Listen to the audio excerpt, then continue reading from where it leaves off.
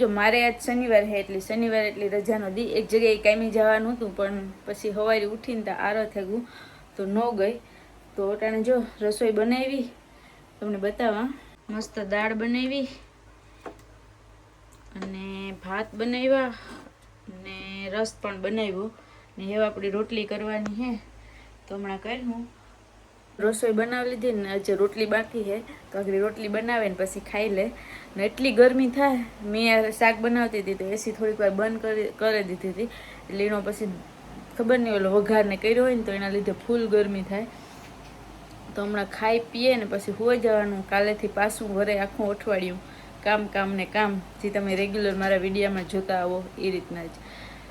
તો એ જ છે.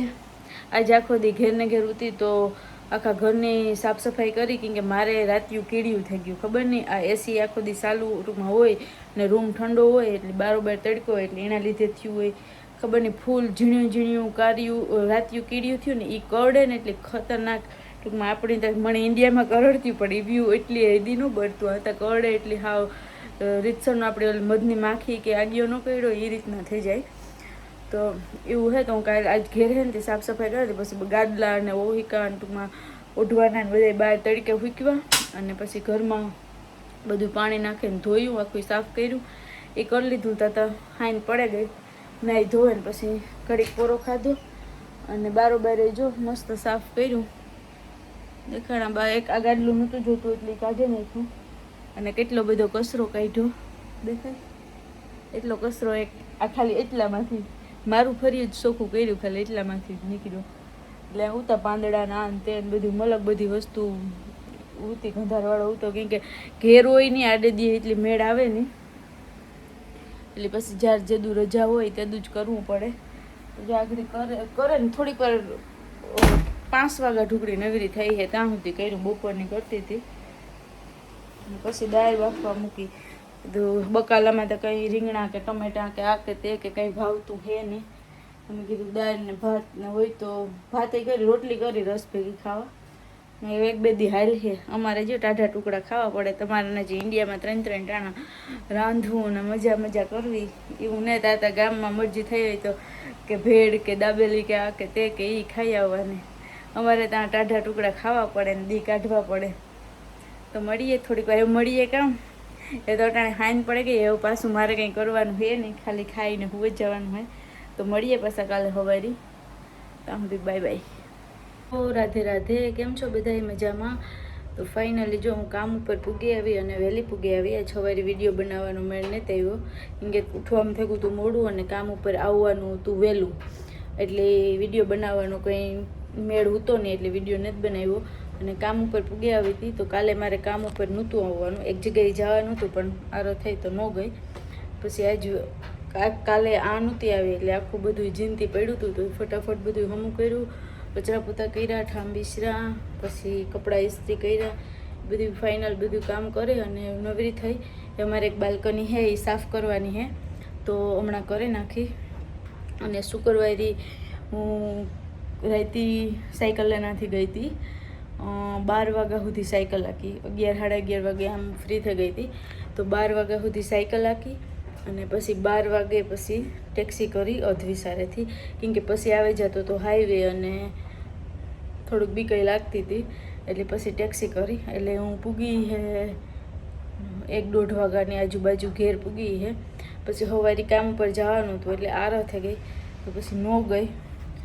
અને આજ તાજી કન્ટિન્યુ ચાલુ છે એ થેગું હે, આખું અઠવાડિયું આવીને કામ કરવાનું રહે. તો જો મસ્ત કામ કરી લીધું બધું ઘરનું ક્લીન, બધા રૂમો કર્યા, કપડાં ઇસ્ત્રી કર્યા, બધું કરી લીધું. હવે એક બાલ્કની હે, કેમ કે એ લોકો બાલ્કની બપોર પછી બેઠા હોય તો મારે એવરીડે ક્લીન કરવી જ પડે. તો મળીએ થોડીક વાર પછી, બાય બાય.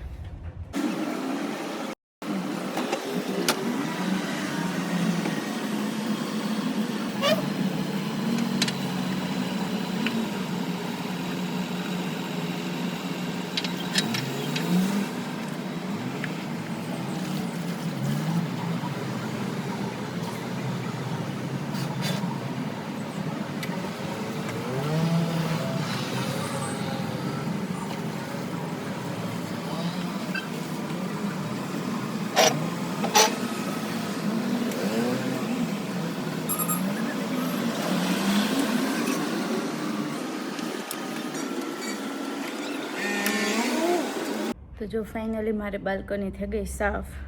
અને મને આ છે ને વિચાર આવતો હતો કેમ કે એવા આવે તહેવારો હમણાં રક્ષાબંધન, નવરાત્રિ, જન્માષ્ટમી, તો વિદેશ હોય ને તો એ એક થોડુંક દુઃખ થાય કેમ કે અમારે આ બધા દી હરખા તમે બધા એના તહેવારો કરતા હે, હાતમ આઠમ આ તે અમારે આ કાયમ ઉઠે ને કામી જે કરતા હે. એટલે વિદેશમાં પૈસા તો કમાઈએ એમાં કંઈ ઓલું નથી, પણ અમારે અટાણે જો આપણી ઉંમર છે કે જેટલા બધા જે કોઈ પણ કામ કરે બધા નાની એજના છે કે એન્જોય કરવાનું, તહેવારો કરવાના, હરવાના, ફરવાના, તો એ બધું મારે ને અમે આ કામ કરીએ, પૈસા કમાઈએ, તો ઘણી બધી ઈચ્છા અમે મારે નાખીએ એવું નથી. એટલે ઘણા બધા ટૂંકમાં મારી બેનપણીઓને આ ને તેને કહેતા હોય કે ભાઈ લે તારે તો એટલો પગાર હે, તારે તો મજા હે. ભાઈ મજા ને એક જાતની સજા હે, તમારું મન જાણે. કેમ કે આપણી મણી છે ને નોરતાનું ફૂલ રમવાનો ને બધું બહુ જ શોખ છે. તો નવરાત્રિ આવે ને એટલે એટલો જીવ બરે, પછી બધાના ફોટા ને વિડીયા ને બધું જોઈએ એટલી વધારે બરે. અને છેલ્લા 6 વર્ષથી અમે મારા ભાઈની રાખડીને જ બાંધી, એટલે થોડુંક વધારે દુઃખ થાય. કેમ કે મેં જોયો જ નથી મારા ભાઈને, એની મણીને જ જોઈ, મેં એને જ જોયો. કેમ કે હું જ્યારે ઇન્ડિયા જાઉં ત્યારે એ ન આવે અને એ જાય ત્યારે હું ન આવવા, એટલે ભેગા નથી થયા. તો આઈ હોપ કે પાછી આ રક્ષાબંધન નહીં આવતી, રક્ષાબંધનમાંથી ભેગા થાય કંઈક ઓલું કરીએ, હું એની રાખડી બાંધે હગા. તો એ બધી વસ્તુ થોડુંક દુઃખ થાય તારે થાય કે આના કરતાં તો આપણા દેશમાં હોય તો આપણે ઘેર હોય તો, કેમ કે તહેવારો આ ને તેને એવી બધી વસ્તુ આપણી દુઃખ આપે એમ. આ એવું કંઈ ન હોય, એટલે ઘણા બધા રજાઓ લઈને જતા હોય. હું 1-2 ફેરે આવી હતી નોરતામાં ના ને તેને તહેવારોમાંથી, પણ આ વખતે તો નહીં પુગાય. એટલે તમે બધા એન્જોય કરજો, મસ્ત તહેવારો કરજો, નોરતા કરજો, હાથમુનો મેળો કરજો. અને ખેડૂતો બિચારા બધા વરસાદની વાટ જોવે, તો ભગવાન પાસે એવી પ્રાર્થના છે કે વહેલેરો વરસાદ થઈ જાય તો એ બધા ખુશી ટૂંકમાં તહેવારોને કરે હગે.